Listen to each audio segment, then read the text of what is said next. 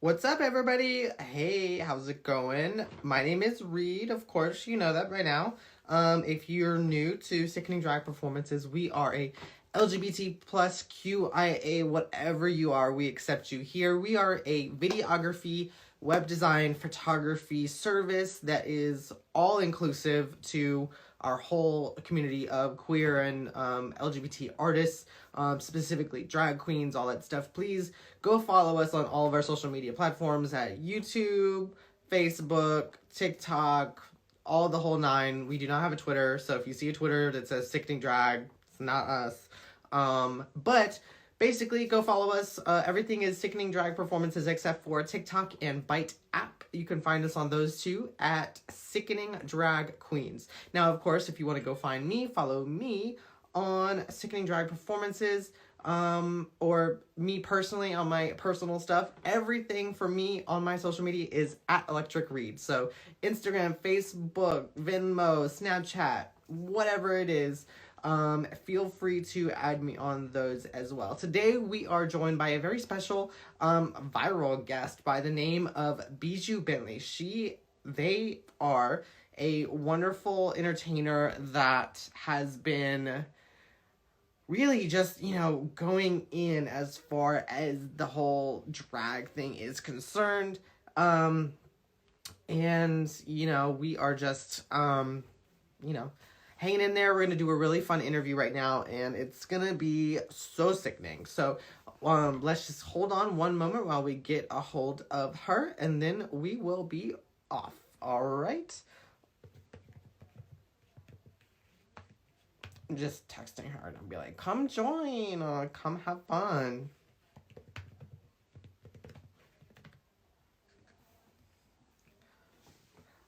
So yeah, it's gonna be such a fun little kiki today. We're gonna be interviewing BIJOU Bentley, like I said earlier. She's gonna be here in literally seconds. It's gonna be super fun, super fresh, and yeah, I just am really looking forward to having this fun kiki. Please, if you guys have any questions during this fun interview, or for me, or Sickening Drag Performances specifically, please do not hesitate to reach out. It's gonna be so cool to do this super fun interview. So while we're waiting for BIJOU, please absolutely go follow us on social media. Follow BIJOU on social media. It's gonna be such a fun little time to. Other therapists have any recommendations on Jesus, on how to get it's gonna be a fun time today. And yeah, let's go and let's have BIJOU come and join us. No, it's fine. Hello, Miss Hi, how are BIJOU. you? You look stunning with that Thank fresh you. Just a little mug. something, Yeah, just casual. Nathan? Exactly. So, how are you? Like, what have you been up to? Yeah. I'm good. I'm still working my day job, so that's keeping me busy. What do and you then do? I'm a beauty expert at Target. Okay. So people don't really. That must be a really big Target. I've never been in a beauty center. Beauty It's is not an Target. essential.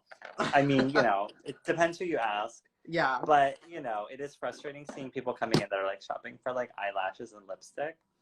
But And you're like, it's nice girl, because I'm still getting paid. there's the So pandemic. that's keeping me busy. Yeah. And then I'm just doing some digital shows and keeping busy with like my art stuff too. Yeah, you are like rocking the virtual shows, like the house down every single day, bitch. Thank I see you. your I'm name on like almost trying. every flyer I look at. It's so, I love seeing that people just are still working, and it's amazing. Weird question though, since you work at a beauty center at Target, how much of your face do you use from Target? Like, how many of the products that you Barely use any of it. I'm like looking at my Okay. face. I'm trying to decide. Not even your bottom lashes, girl? You can find those like, Not these ones, I don't think. But sometimes like lipstick. Okay. Wet n Wild. It's like the cheapest brand, but I love their liquid lipsticks. If you ever have my a chance nail to try their glue loose highlighters too, they're really good. I do like the loose highlighter. I have one of those as well. My nail Yes. glue. Oh yeah. Okay. That's So and my primer, and that's probably it. you kind of have a history over here in Philly. I just moved to Lancaster a couple weeks ago before this whole Oh, thing you live in happened. Lancaster? That's where I'm from. I'm specifically Lancaster. Oh, word. Okay, word, Yeah. word. So yeah, I literally Yeah. just moved to Lancaster like 3 weeks ago. Why? So I don't know if you know of the company, Tate Towers, Rock Yes. Lidditz. Yeah. So those are like the companies that I really want to work for. I do Gotcha. stage and like stage lighting and stage automation for a living. Like that's my day job. So, Mhm. and I work for Cirque du Soleil sometimes. Okay. So that's kind of what industry I'm in. And so I thought, moving here, all my friends tell me that there's like a ton of jobs here for that. So that's particularly why Yeah, I had a ton Lancaster's of really work like lined up and up. coming. Yeah, I had a ton of work lined up for when I got here. And then like literally the day before I was supposed to arrive, like everything just like the floor got pulled out from under everything. Uh-huh. Because Yeah. it's like, oh, shut down. Like, so I've been Yeah. here chilling, like doing my, trying to stay busy, but it's hard. Yeah. Um, Lancaster's cute though. yeah, like I'm When loving things are it. open.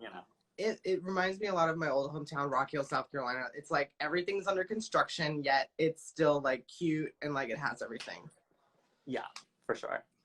So I met you only in person briefly at Austin International Drag Festival. What have you been doing since then, between like then and the pandemic? Have you gotten any new shows, any new opportunities, filming anything? Nothing too crazy. Because that was what, November. Um, Mm-hmm. and I'm trying to think, I was in Chicago for a little bit in February. Okay. And then I was supposed to do like DragCon and do LA next Got. month. Oh yeah, But yeah. otherwise just like local stuff. Mm-hmm. I'm part of like a local like cast. I have a show, had a show every Thursday. Mm-hmm. So I was doing that, and then just whatever Plug your other show, shows girl. What during the week. bar? What time? What day? Well, it's at Paradise in Stockton. Obviously, like I said, nothing's open now, and who knows when Yeah. we'll be back. But it sucks because we like specifically like sat down and we were like, these are all our theme shows that we're gonna do in the next couple weeks. Like we had probably like 4 or 5 like specific like birthday shows and like theme shows coming up, and then it was like, oh, Oh wow. yeah, That sucks.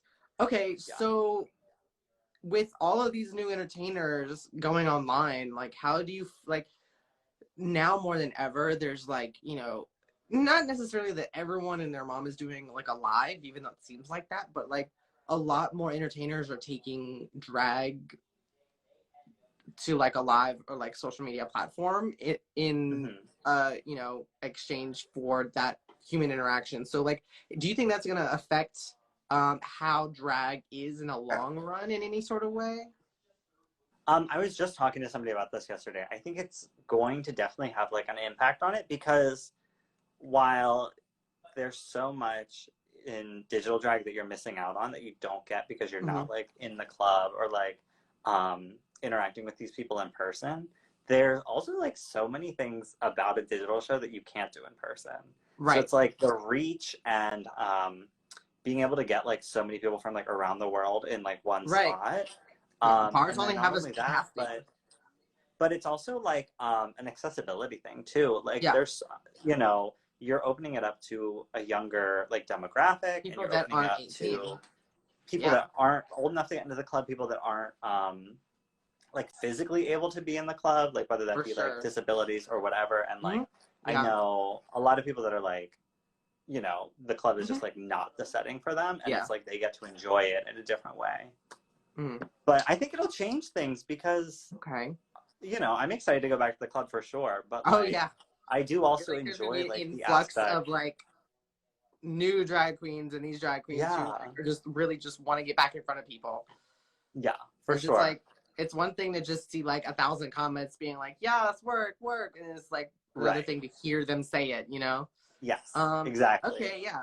So you are one of the many entertainers that I've seen that are so creative and have such a different like makeup style. For the most part, like most queens are very creative and they can do like a tiger makeup or something crazy like if they want to, but a lot of queens, they just have like their standard beauty mug. Your standard mug is basically what you're wearing tonight, right? Yes. So I want to know. This would be pretty much it. I want to know like how you progressed from when you started drag into this, like how you settled into this particular like shape of Yeah. like everything. So I feel like I probably had like this pretty much down, like this face, you know, aside from, you know, little bits and pieces for like probably the past like 2 years. I've been looking pretty much like this, you know what I mean? Consistency is key. We love But it that. is just one of those things where it's like you fine tune things and you try different things, and some things work and some things don't, and some things stick, and some things, you know, don't work out so well. But I feel like I've always, once I started like having some sort of, because when I started doing drag, I mean, I started doing drag in Lancaster, and there was like very little. I wasn't old enough to go out, first of all, but there was also like, it was a different time. Like there wasn't all of this drag that there is now, or at least not as accessible to a younger audience. So I didn't like know anybody who did drag, and I was like, so I went out and I was like, oh, I look good, I look amazing, I look perfect. And so it was like, to me, it was like I only had, you know, a couple resources to look at. So just like growing up with it and getting to see so much more different kinds, I'd like, you know, kind of Frankenstein pieces of other people that I admire together and kind of, you know, see what works and what doesn't. Okay, cute. So what's like some of your favorite like performance pieces that you own? Performance pieces like costumes, or could be costume, could be a hair piece, could be a shoe, could be, I mean, it could be even be a specific type of makeup or foundation. Like, okay. Probably two of my like favorite things that I have right now. A friend actually gave me like an inflatable like blue suit that I use. Oh for wait, Violet like one of the ones that has like the fan in it. Yeah, Bitch, I love those so much. I do Violet Beauregard from Willy Wonka. Oh, and I remember specifically, I was like, I came up with the concept, and I was like, I posted on Facebook years ago. I was like, does anybody have one of these? And one of my best friends was like, someone gave me one as like a gag gift, and I've literally never used it. You can have it. And it's like kind of a staple performance. So I use that. And then, girl, that shaving cream gig that you did was lit. It was right up there with, it was right up there with like James's gag. Like James, I don't want to make gag was a different kind of gag. Literally though, but like he was like, I'm not working tonight. I'm just gonna go up there and like do myself. And I'm like, but I mean, it held everybody's attention. But so did you. Oh, for sure. You really like. I was like, okay, like as a videographer who's seen like a bunch of performances, I can like kind of like see when something's about to happen. And I knew you were about to do some crazy shit, but like I didn't know you were about to pull that whole stunt. That I was like, I was behind the camera smiling the entire time. Good. In fact, I am going to make sure that video is posted at least by tomorrow on YouTube because people need to see that. I feel like I had gotten really behind. Yes. So tell me more about like, so you obviously moved over to California. So what triggered that originally? So my boyfriend was originally from here, and moved to Philly for school. And the plan was always to kind of move back here, not necessarily like here, but this is where he ended up getting a job. So I was like sick and tired of Lancaster, as much as I do love it. But I was like, there is only so much to do here. And so that was kind of just what brought me back to the West Coast. So yeah, so like, okay, have you been, so oh my gosh, I'm trying to like think of questions because this is like flying by. So how are you spending like the time? Okay, so you already answered that. You have a day job still, so you're an essential worker. You you know, you help out on the beauty side at Target. What is like, have you been seeing more opportunities come about because that you have more, maybe a little more significant social presence than other entertainers? Yeah, no, for sure. And I know that that's one of those things that it can kind of go either way. I've seen, and I can see both sides of it. I've seen a lot of people that are like, I'm so glad that people are doing these like online gigs, but it seems like a lot of the same girls are getting the same gigs, right. you know what I mean? Mm-hmm. And then I also see like the girls that may not need them as much as others. Right. Well, for sure. And then, but I think also, there is also, like in the real world, there's a difference between some of these queens that are really strong in a club setting and maybe don't have as strong of a social media presence. Right. And I'm not going to say it's like, well, I worked for my social media following, so you know what I mean? But like, yeah, it's like, it's a different world. Yeah. And it's like, and I've always like, you know, before I will tell anybody, I feel stronger as a social media presence than I do like in a club most times. But just like I had to kind of work on that and like get better as a performer and, you know, feel more comfortable in a club setting and on stage, I think that people forget that social media is something that, especially like for a queen and like as somebody who's trying to like brand themselves, you really have to work at that too. And we've seen that so much now that that's kind of more or less all we have. There's a joke they make in New York City about, you know, having a following on social media as being job security. But now we're like seeing the back end of like how that actually means something, because it's the queens like you who are able to like give light to like the, maybe not like the new queens, but the queens that aren't on social media as like more of a primary means of like advertising their drag. So and then able to do these live shows and give them a bigger audience. So it's very I think it's very impactful in that way. So like how do you think that, how long do you think this quarantine will last? I've been asking everybody this. I personally, my birthday is coming up. I mean, there are so many birthdays that have already passed because but like how I personally think like maybe like end of May. I honestly like, my gut is telling me it's gonna be like June or July, which sucks. But on the plus side, it kind of feels like it's flying by. Yeah, I mean, I'm sick of being inside, but like I was just talking to somebody about how my like Tuesday night show that I do with my friend Juliana, like it's our fourth one already, and I'm like, we've been stuck inside for 4 weeks, like at least. Like some people more, some people less, but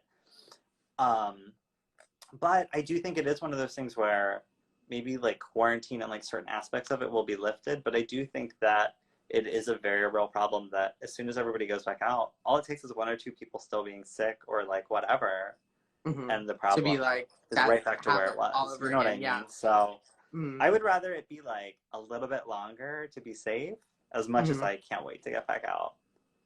Okay. So where do you see, this is like the last like big question, where do you see like your drag, do you want to become like a social media empire? Do you want to get into like TV and film? Obviously not really talking about the show, but do you want to be more of an on-screen, like in a professional way? Like how do you see yourself doing drag in like the, like in like 3, 4, 5 years? It's hard to say. I mean, nobody knows where they're gonna be in 5 years. Yeah, for sure. Where, like, what's your urge? Like, where do you want to go? Honestly, like, I will. Anybody who ever asks me, like, I don't necessarily have like TV goals. I would love to, like, if I can just be like the kind of queen that is big enough to like get to travel, then that works for me. Like, for me, I just feel like I have so many like queen, that's friends like all over the place. I'm like, if I can get like, if I'm big enough that I can get flown out to like different places and get to enjoy that, then that works for me. And you know, if I could get to a place where I can like, I could fully support myself on drag, that would be great too. Right, that's what I was gonna ask. So you would be down for that lifestyle if you could? In theory, yes. Because a lot of people want that, and then they do it, and they're like, "Oh, it's a lot."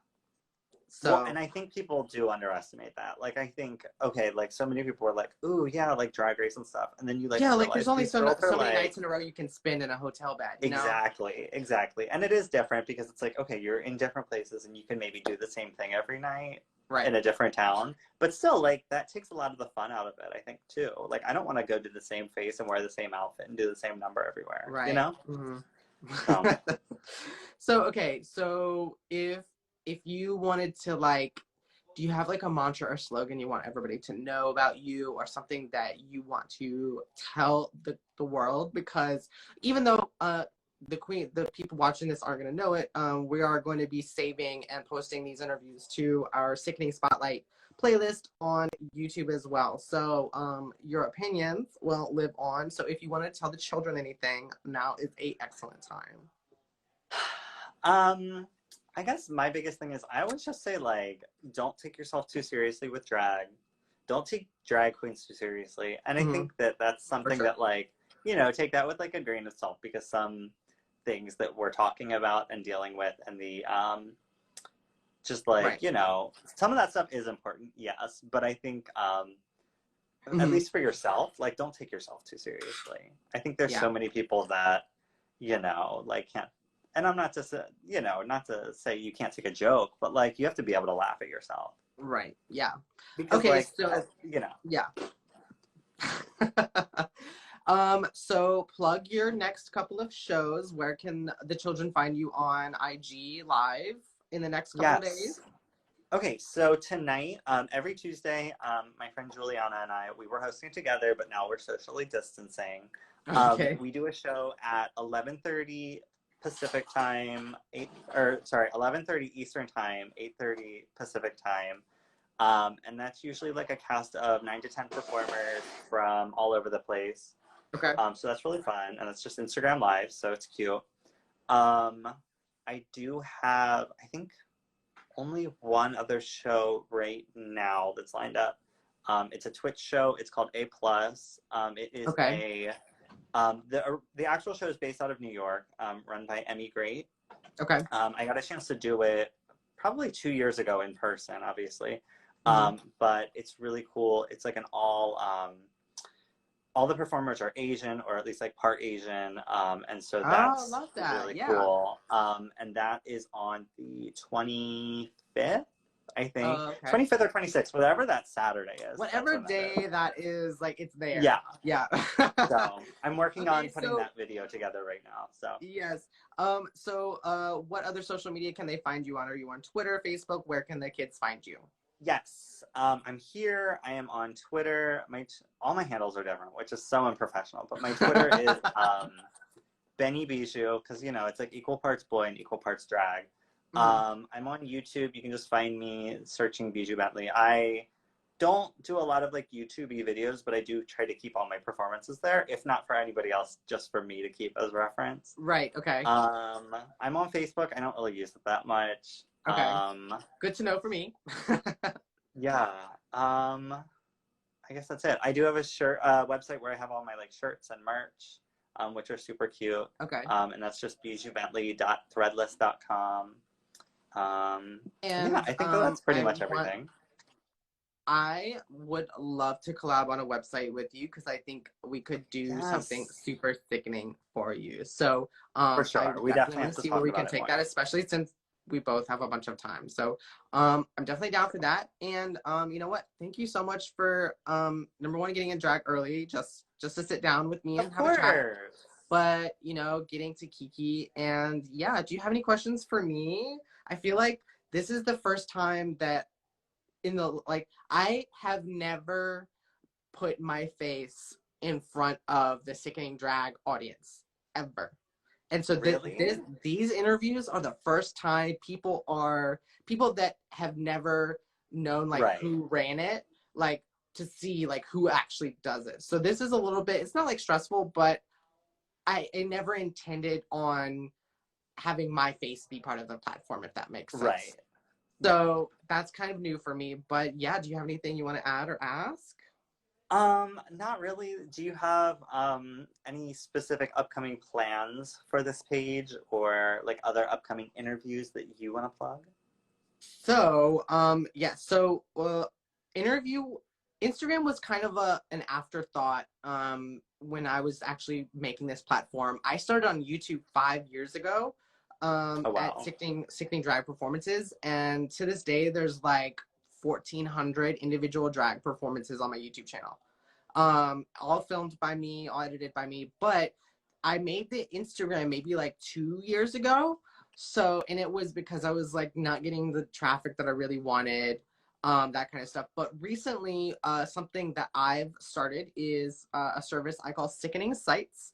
And basically I really feel that a actual website is a really great and professional thing for career drag and LGBT artists to have in general.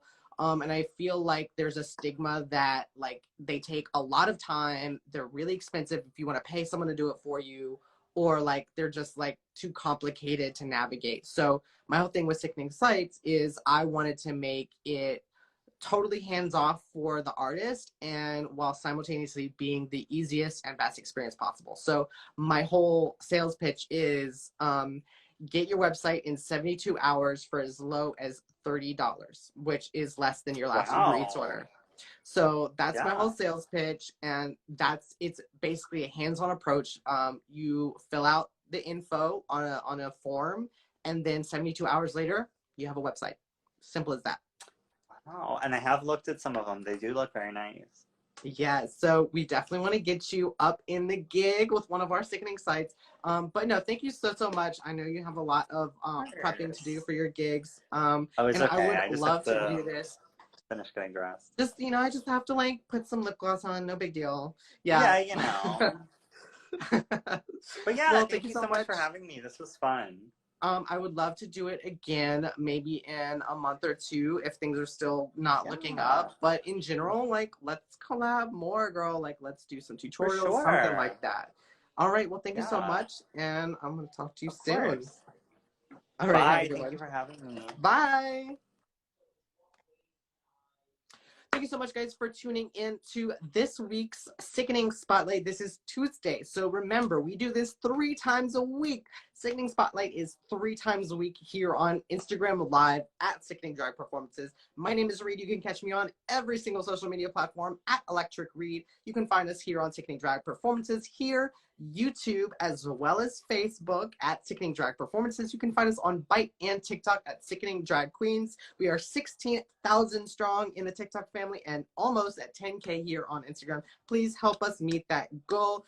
We do this IG Live Sickening Spotlight every Tuesday, Friday, and Sunday. Please stay tuned. This coming Friday, let me go ahead and pull up the flyer for you all. I am going to loseit.com if we don't have this sickening guest. So our next sickening guest is actually going to be Miss, oh my gosh, my iPad is not working, guys.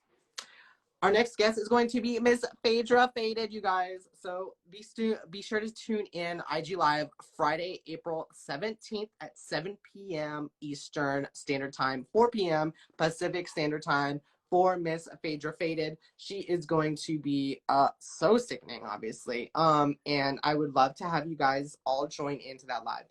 Be sure to go, if you have not seen already, our previous episode with Jiggly Caliente. It is live on our YouTube channel. Just click the link in our bio and head right on over to YouTube and go check that one out. She was super fun, super fantastic to have. And we discussed a lot of TV stuff, if you know what I mean. So go on over, check that out. It would be super cool to have you guys watch that as well. Thank you so much for joining us today, and stay sickening.